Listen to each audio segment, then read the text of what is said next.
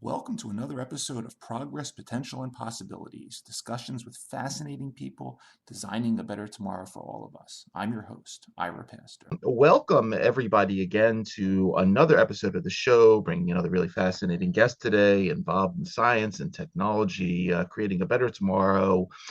Today, we are honored to be joined on the show by Dr. Michelle Cardel, who is Chief Nutrition Officer of WeightWatchers, where she oversees the company's academic research partnerships, as well as clinical trials, nutrition portfolio, as well as science communication, and in collaboration with fellow scientists and teams across their organization, she plans and executes research studies, implements and disseminates the findings to WeightWatchers members, as well as the broader scientific community and the greater community at large.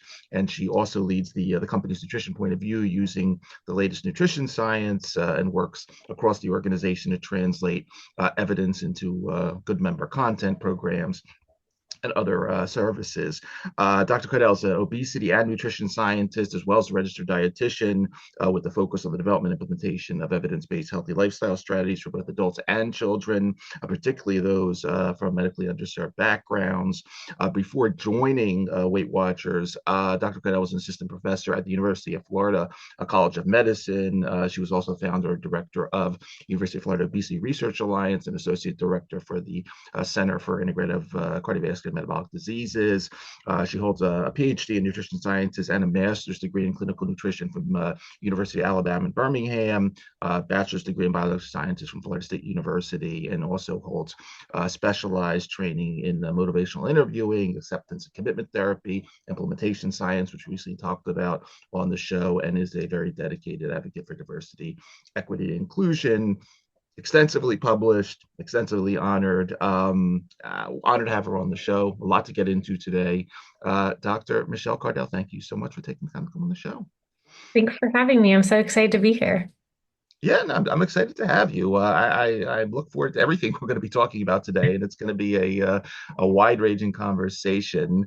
I would love to start off sort of back in, I guess, 2012 when you published your dissertation, because I took a look at this. The focus was on childhood obesity and this very interesting theme of defining the so-called obesogenic environment. Sort of you were separating what we normally think of as sort of the big two things when we think about obesity, namely consumption and exercise. But, you pointed out in your dissertation that, hey, there's a lot more going on here, everything from genetics to environmental factors to social determinants of health and everything in between.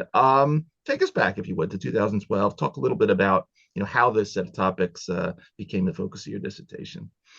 Yeah, absolutely. So, 2012, all of that dissertation work really started, probably around 2006, 2007, when I started as a doctoral student at University of Alabama at Birmingham. I also did my master's in that time frame and did my dietetic internship training as well. But I went in really interested in the topic of obesity. Essentially, I had been a hospice volunteer for several years before I got into the doctoral program. And at different points, I had patients say things to me, essentially along the lines of, I worry that I played a role in, where I've ended up. For hospice patients, they're all terminally ill. It's a real privilege to be a hospice volunteer, to be there at the end of life and to be part of end of life care. And sometimes you have the opportunity to have really deep, meaningful conversations that people really want to talk about their life and what they loved about their life and what they regret. And I'll never forget this one patient said to me, I worry that I killed myself with a fork. And I was a young, I was probably like 20 years old at the time. I at no point was thinking about, how decisions I was making could affect my life 10, 20, 30, 40 years down the road at that time. But that conversation really started to spur my interest in nutrition. And when I got to University of Alabama at Birmingham, I learned so much about the chronic disease of obesity. And that's when my eyes were really opened to see that it was so much more than about decisions people make. And the reality is that obesity is a very complex, multifactorial condition. I think we should actually say obesities because there's very different types of obesity and different types of etiology that drive the development of obesity. And that's what I started exploring in my dissertation, looking at genetic factors, like you mentioned, behavioral components, environmental components, uh, and then also social determinants of health. Excellent. Excellent. Yeah, it's again and we'll be getting into some of that when we get to the discussion of things like personalized nutrition and sort of nutrigenomics and where a lot of this is potentially going. But it was really interesting again, following your dissertation and sort of pre-Weight Watchers, you do a postdoc in Colorado, but you come back and you start teaching, as I mentioned, University of Florida. And your papers, and there's an extensive publication list here for Dr. Cardel, and we'll put a link to it in the bio of the show. But again, everything from studying non-nutritive sweetening of beverages, polyunsaturated fatty acid intake.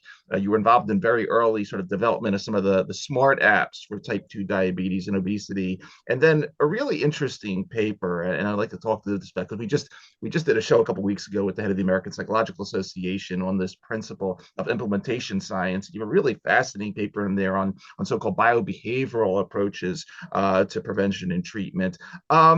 Take us into this sort of pre-Weight Watchers window, because again, a broad swath of science and technology that again speaks to the, as you were saying, the nature of what these obesities are all about. Absolutely. So I will say that I, by nature, am an extremely curious individual. I could tell. And a lot of these things are both our strengths can also be our weaknesses at times.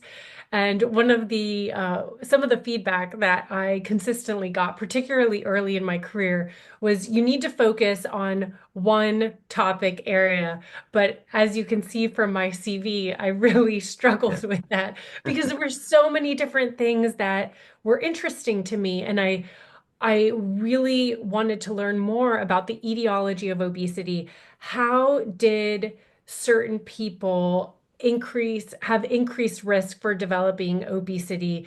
There's differences by gender, by socioeconomic status, by race, ethnicity, by rurality versus more urban area. Like there's so many factors going on.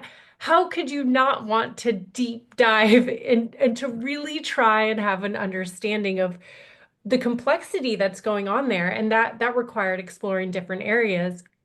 But beyond the etiology, I wanted to focus a lot more on the prevention and also the treatment. And that's where, you start seeing my research and developing interventions and being part of these digital health interventions.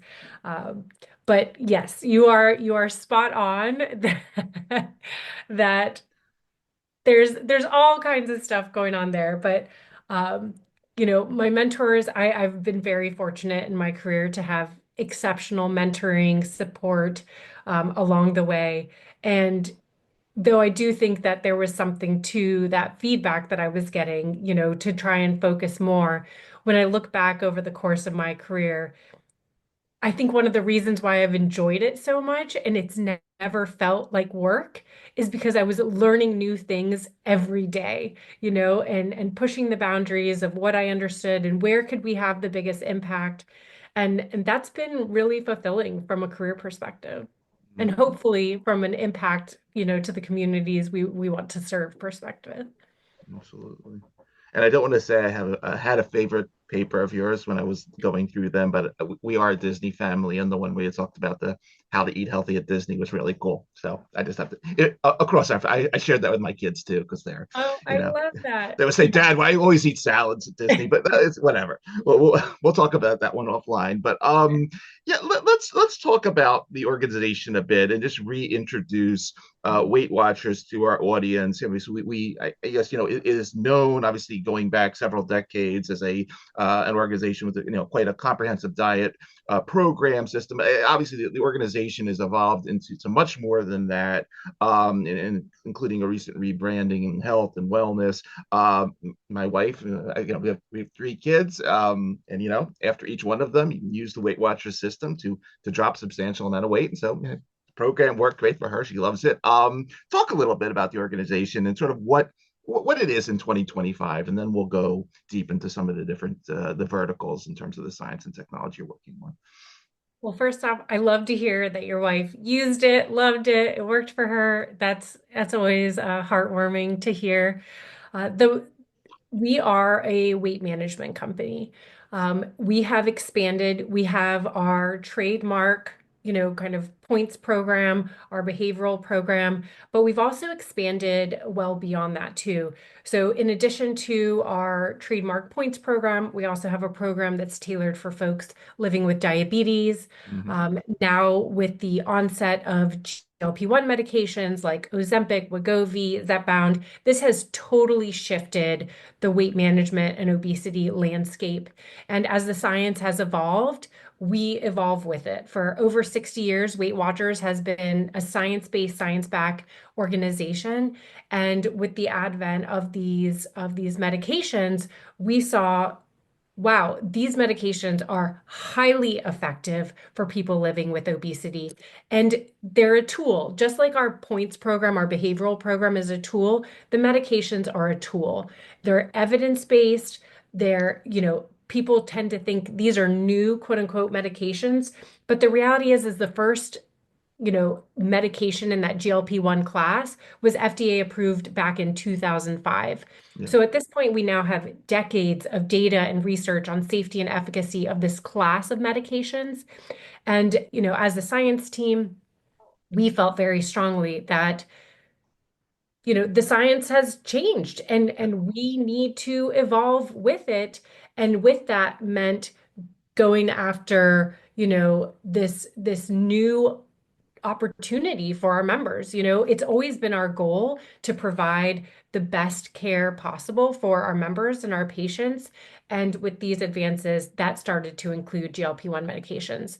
So Mm-hmm. back in 2023, we acquired a telehealth medical weight management organization called Sequence, and that is now part of the Weight Watchers ecosystem. It's called Weight Watchers Clinic. And with that, we developed what I think is the first ever scalable, commercially available GLP-1 program. It's our Mm-hmm. GLP-1 companion program, and it's specifically tailored for individuals on these GLP-1 medications. And developing that program was a total paradigm shift away from standard behavioral therapy interventions that I had been part of, for the 15 years prior to that. Mm-hmm. Mm-hmm. Let's talk a little bit more about that because you wrote in this was March 2023, Journal of the Academy of Nutrition Dietetics. You write this really interesting piece. It's entitled "Patient-Centered Care for Obesity: How We Can Treat Obesity While Actively Fighting Weight Stigma and Eating Risk Disorder." And you talk about, here we are. There's this sort of false dichotomy between treatment, which GLP-1s, great, they're doing a good job with that.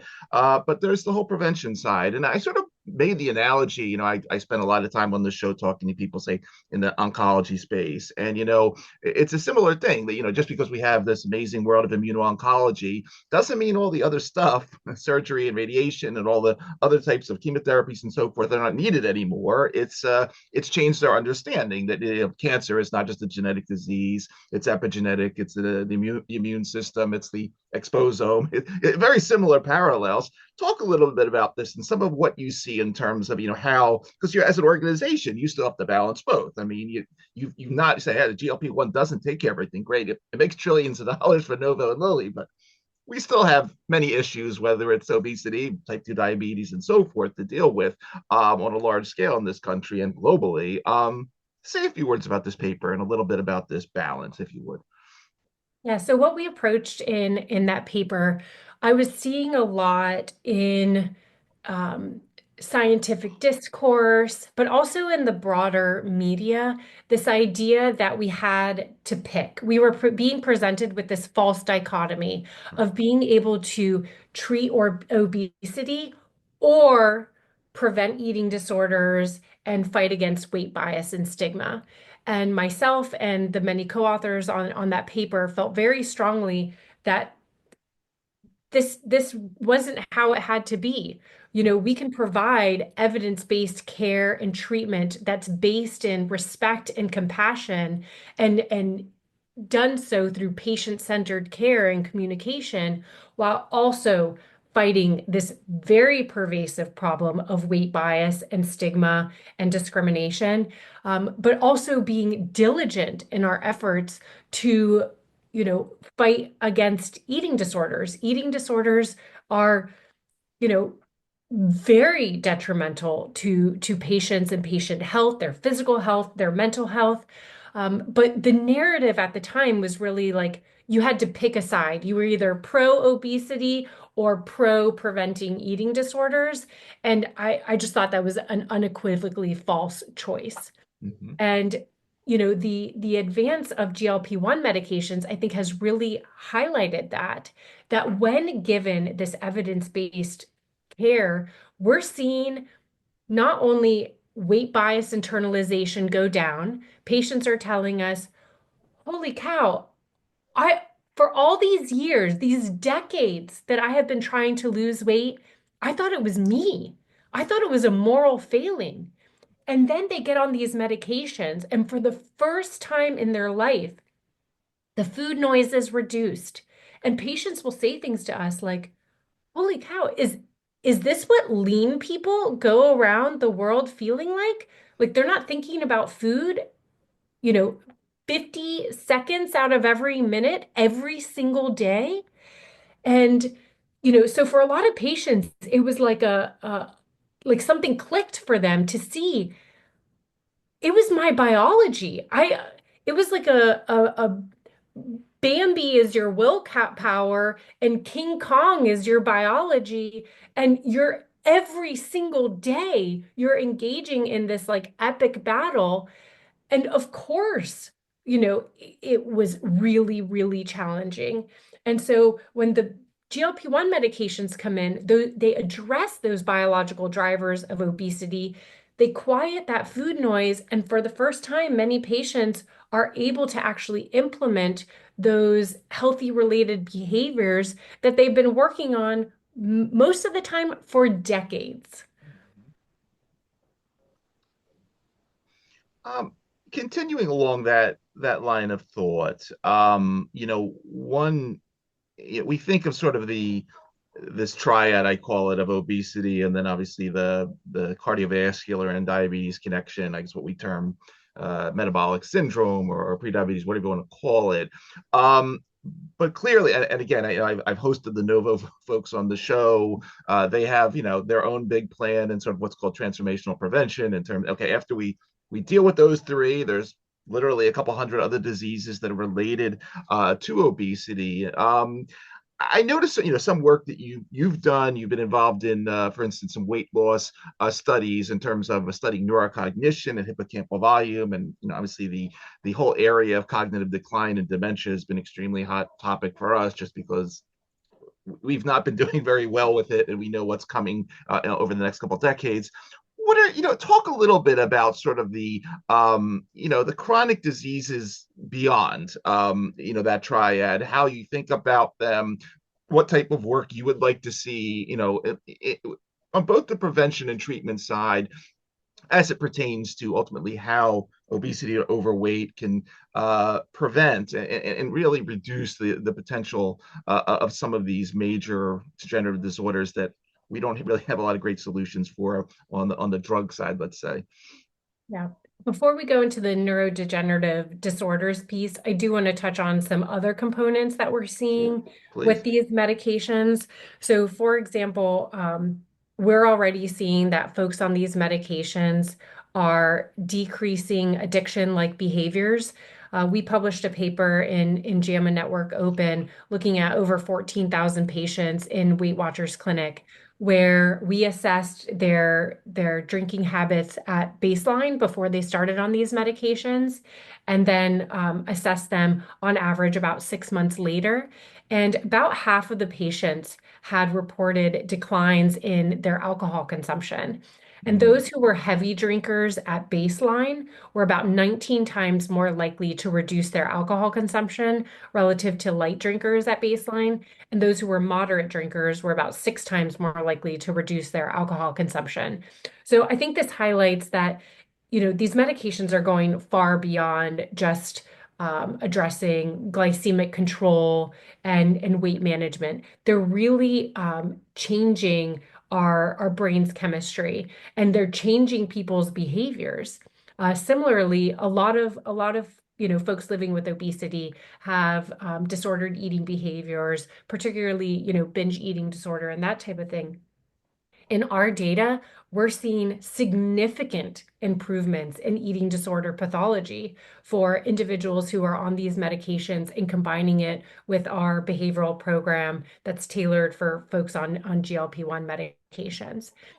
So, what we're seeing is what these drugs were developed for. They were developed for diabetes, and then, they saw the effects on weight management, then they saw the effects on cardiometabolic health, including decreasing risk of strokes, heart attacks. They're seeing improvements in sleep apnea. And then to your point around the neurodegenerative disorders, there's a lot of excitement about what's possible there because they think a lot of this may be due to inflammation. And we're seeing significant decreases in inflammation on these medications. And so the preliminary studies that are emerging right now do seem to have beneficial effects on the Alzheimer's front. I know that they're doing some research also in Parkinson's, which is very close to my heart because my stepfather has Parkinson's. And learning more, seeing, what are the effects of this going to have on cancer, on Alzheimer's? I think we're really in the infancy of studying this, but many of us in the field are so excited because we think the possibilities are endless of what effects these medications could have for health that go far beyond simply, treating obesity or diabetes. mhm, mhm. Um, another really, interesting piece of your work, and I'd love to talk in detail about this because again, even before your PhD, one of the papers sort of from back, I think it was 2010, you were involved in this study and then studying these obesity-related genetic variants, so I went online before, our discussion, and I did a little research, and it seems like today in 2025, over 400 genes related to obesity, appetite, satiety, metabolism, inflammation, as you were mentioning, have been discovered. And most recently, this was October 2023 in Nature Communications. You wrote a really interesting piece on personalized nutrition and the evaluation of so-called genetically informed weight loss approaches. I'd love you to sort of take us into this space because I know for years, we've talked about nutrigenomics and medical foods and the ability to tailor, diet specifically towards one type of variant or the other. Where are we in 2025 regard to this? Because I know it's always been sort of the exciting thing to do. But I think now it seems like we have a lot of the tools in place that we never had before, and love to get your perspective on some of this. Yeah, you're spot on, Ira. And it's something that has garnered so much attention. But essentially what we did with that study, so that study was led by Dr. Corby Martin at Pennington Biomedical Research Center and colleagues there, and us as the Weight Watchers team, we're really interested in not just science that's going to directly inform our personal program development, but also we're really interested in just advancing science generally. And there's so much there was so much interest going on around this idea of personalized nutrition. We were seeing this on social media, companies kind of selling this like nutrigenomics type diets or testing to consumers. And Dr. Chris Gardner at Stanford had done a little bit of research on this. And he had basically done an assessment of, I believe it was three different genetic variants, and he randomized people to uh, diets that were concordant or discordant with those genetic variants. And he actually saw no differences in weight loss. And so we took it a step further and we worked with a statistical geneticist who specialized in obesity.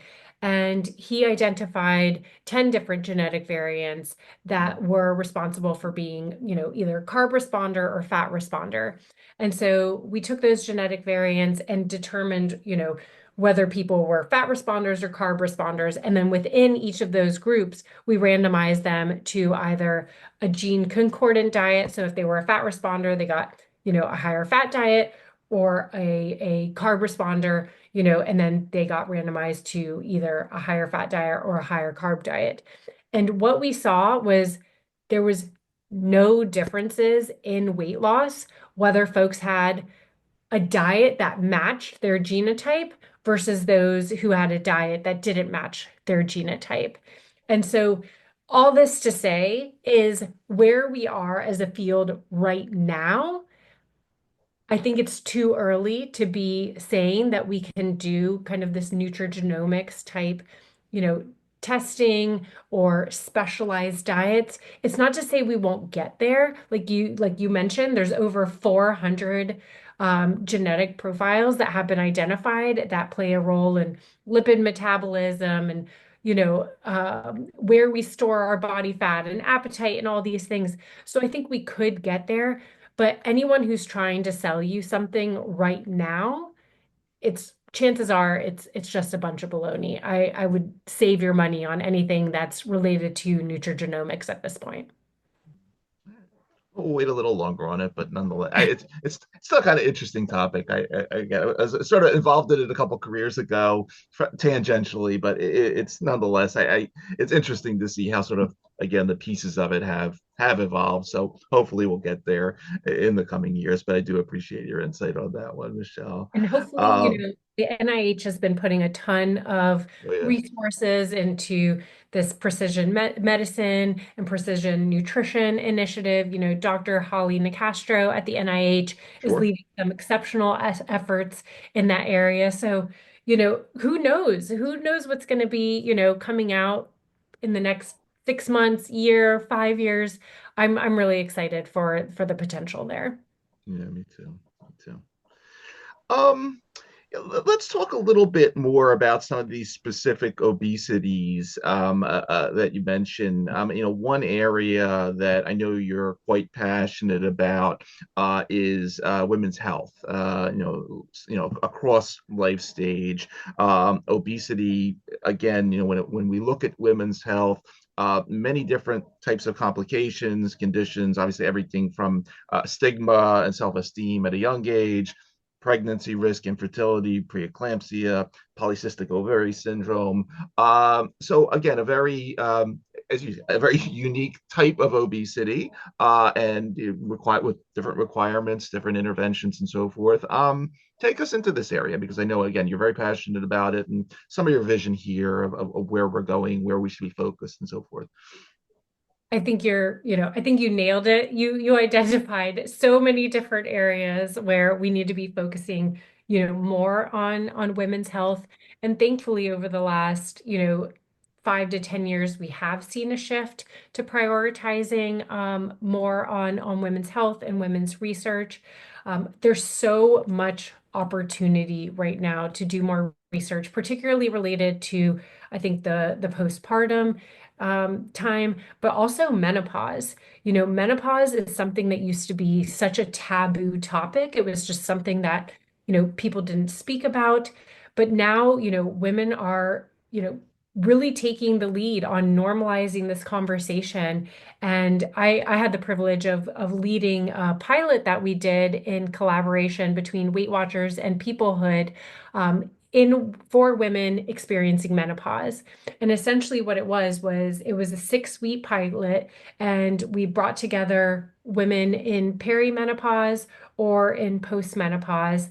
And for 6 weeks, we did an hour-long session with them. We had time dedicated to community, but we also had time dedicated to the science behind kind of like what's going on with your body and, what are strategies to navigate this time in your life. And it was such a special experience to get to be part of that. The women shared that they were feeling so isolated that they felt like they didn't have resources at their hand to navigate this transition. I'll tell you a personal experience I had. So I started in perimenopause when I was about 40, which is really young. But Mm. essentially, I think that was a result because I had to have a surgery, and one of my ovaries was removed, as was both of my fallopian tubes. And my guess is that kind of put me in a little bit of an early perimenopause. Sure. But I started having all of the kind of quintessential symptoms. So Mm. night sweats, waking up at night, those sleep disruptions, that was by far the worst. Changes in my weight and body composition, changes in mood and irritability, and losing my hair. And I went to my primary care provider, and he said to me, it's just stress. You have a stressful job. Um, Basically asked me, have you ever considered quitting your job? And I was like, no, no, I haven't. That's not an option, and that's not what I'm here for. I'm here to get care and treatment for these symptoms that I'm experiencing. And basically he would not engage in the conversation related to menopause. The only thing he did offer, he was like, well, if you'd like, I'm happy to put you on an antidepressant. And I was so frustrated. I was like, I'm not depressed. I'm having all these symptoms. Like, I've done my research. I fully recognize that what I'm experiencing is perimenopause. I checked nearly all of the boxes, and I talked to a friend of mine about it, and she said, Michelle, you have to go to a caregiver that a care provider that specializes in menopause. And I did, and they absolutely validated everything I was experiencing. And I got prescribed a transdermal estradiol patch, and I got prescribed progesterone. And literally within weeks, I felt like myself again. And it was such a game changer. It was such an eye-opening experience. And it made me really, concerned of what women all over the world are experiencing. I'm very fortunate that I have the ability to look up scientific papers, and I have, friends who are physicians that I can call and talk through with them, but not everybody has access to those resources. And how are these women navigating this? And so it's something that we are really focusing on at Weight Watchers. We just completed a study. We haven't published the findings yet, but I can share the preliminary results here of looking at the efficacy of our weight management program in women in peri and postmenopause. And essentially what we see is about 4 times greater weight loss with our program relative to standard nutritional guidance. This was conducted in a large randomized controlled trial. So, we will be publishing these findings. But all this to say is that women at this life stage need resources and they need evidence-based care and Yep. support. And it's so exciting to see what professional societies like the Menopause Society are doing. Dr. Stephanie Fabian, who's on our scientific advisory board, is really leading the way in so much of this groundbreaking research related to menopause and menopause care. So I think you're going to be seeing a lot more of that over the next, 1 to 5 years, because women have had it. They don't want to suffer and needlessly, anymore. And the evidence base is, of course, menopause hormone therapy is not for everyone. And, you have to engage in those conversations with your healthcare provider to see if you're, medically qualify and appropriate fit. But beyond just the medication components, there's so many things from a lifestyle perspective that you can be doing as well. Mhm. Again, I enjoy listening to you and all of that. Again, I was laughing before because my wife went through the exact same thing, got the same discussion. Here's an antidepressant. Like, no. So yeah, it's a mirrored situation, but again, we'll leave that one for offline. But I do appreciate everything you just mentioned there. Um, one other of the obesities that I'd love to chat a little, and now that you mentioned at the beginning your experience in hospice care, I think this sort of fits quite nicely because the topic of aging, health span, longevity, whatever you want to call it, has been another hot one for us the last couple of years.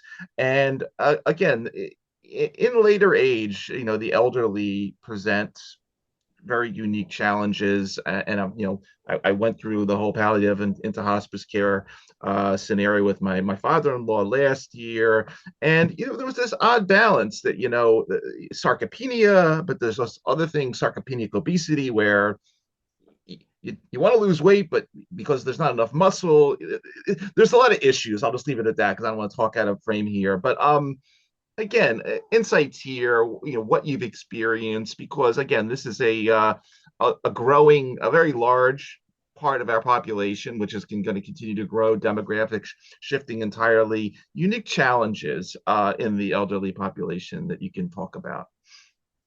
Yeah, so first off, so sorry to hear that you and your wife and your family experienced that last year. It's a really, really hard thing. So just want to make sure I give space for that. Um, on the older adult space, you know, regardless of where we are in our life stage, lifestyle is so important. Mhm. I cannot, I cannot stress that enough, across treatment modalities, whether we're talking about, just behavioral alone or medications or bariatric surgery or whatever it is, treatment has to have the foundation of behavior at its core. And, in a sense, I think that becomes even more important Mhm. as we get older, as our bodies change, back to the case of menopause. We have estrogen receptors in every organ in our body. And Yep. as our estrogen declines, it affects all of our body systems. Not surprisingly, when you hear that estrogen has receptors in every organ.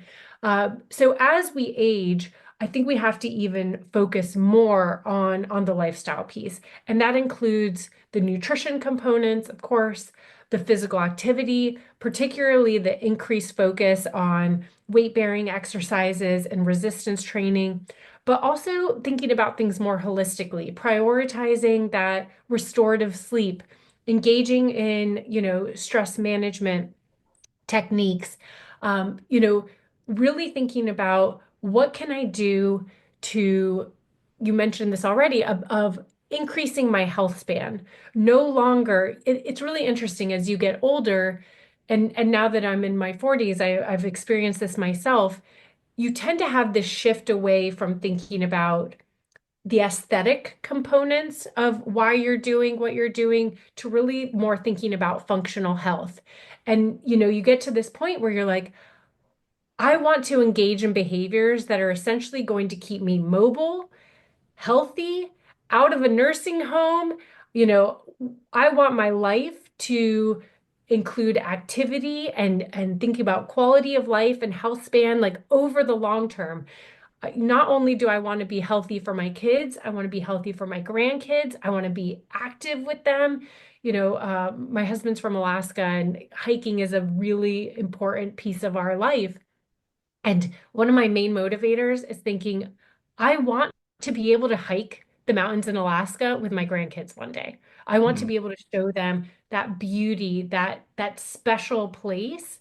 And in order to do that, I have to be taking care of my health now as a 40 something, Hmm.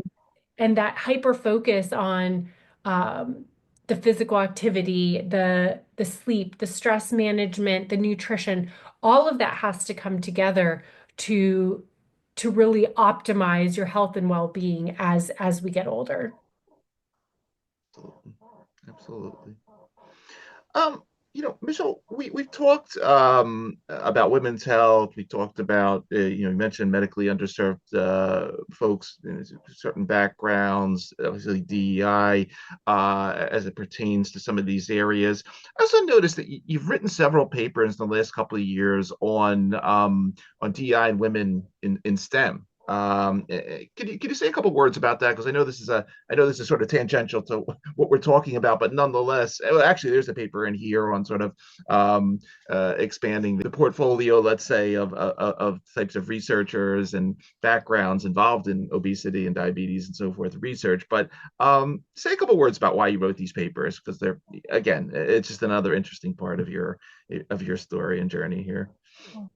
So, I'm as a scientist, I'm very focused on data, and the data is very clear that there are inequities, when it comes to gender pay gaps. There's inequities when you look at differences in the expectations and the time spent in child giving responsibilities and child caring responsibilities and housework. And, you know, when I got really interested in some of this data, um, my friends and I, we were all young mothers. We were A lot of us were young mothers who were academics and scientists, and we were seeing this play out in real time, particularly during COVID, where, overnight all childcare facilities shut down. At the time I had a 2-year-old and a 5-year-old, and we didn't have our children in any sort of schooling or childcare facility for almost 8 months. And I'm very thankful that I have a very equitable relationship with my partner. But basically, the way that we made it work was I would work every day from 4 a.m. till noon, and then I would take over on child caring responsibilities. And my husband would do the child care responsibilities in the morning, and then he would work from 12 to 8. And we were basically two ships passing in the night for, almost a year. It was a really hard time for everybody for a variety of reasons. And we were actually part of the very privileged few because we could do this. Um, but it really brought our attention to how is this going to affect women's careers? Not everybody has relationships that are as equitable, and we were really concerned as women in STEM of what was this going to do to our colleagues, particularly our earlier career colleagues. And so we really dove into the research, and what we saw was yes, the gender pay gaps are real. They continue. We have not fixed this. We need to continue working on this. But also in terms of thinking about advancement and promotion. And what we saw in our research studies that we conducted during COVID and post-COVID is that, women in particular were taking a disproportionate amount of childcare responsibilities and house responsibilities during COVID. And we were really concerned, what are the effects that this is going to have long term? Um, you know, for tenure and promotion, there were these extensions that were available. But our concern was that it was going to lead to greater disparities, essentially, between men and women. But what our data very clearly showed was that the people who struggled the most during COVID, regardless of gender or sex, was those who had a child under the age of six or under during COVID. I mean, those folks were by far the most disrupted in terms of their ability to be productive in their STEM related field. And we're continuing to see the ramifications of that come out, now 5 years later.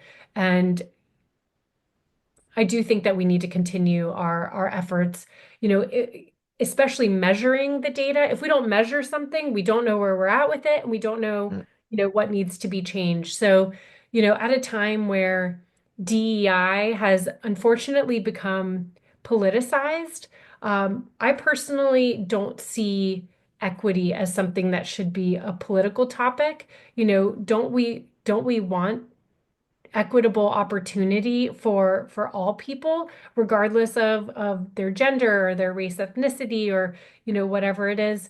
And so I believe strongly in the need to assess things through data, objectively, qualitatively, quantitatively, in order to really understand where are we at and where do we have opportunity to improve and make advances so that everybody has an opportunity to contribute. We know that diversity in thought and experience actually leads to more innovation and is actually better from a financial perspective.